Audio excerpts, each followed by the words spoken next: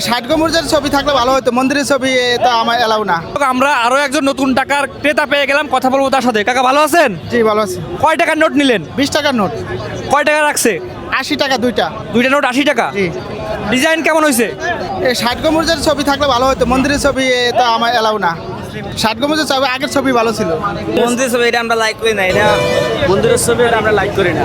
আমরা টাকা নিয়ে মসজিদে যাই, মসজিদে যদি ষাট গম্বুজ মসজিদ ছবি থাকতো টাকার ভিতরে তাইলে ভালো হতো।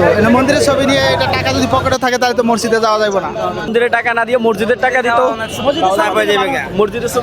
মসজিদের ছবি দিলে ভালো হতো, তাইলে আমরা এটা নিয়ে নামাজ পড়তে যাইতে পারতাম, মসজিদে যাইতে পারতাম। মুসলিম কান্ট্রিজ মানে হিন্দু 100 মধ্যে যে জায়গা মানে 90% মুসলমান আগে তো আমাদের ভালো ছিল, মসজিদ ছিল তখন কিন্তু ভালো ছিল। এই মন্দিরের ছবিটা নিয়ে আমরা ঈদের নামাজে যাবো, এই যে ঈদের বোনাস দেবো মানুষকে, এটা তো আমরা লাইক করি না, কারণ এই মন্দিরের ছবিটা দেওয়া এটা উচিত হয় না।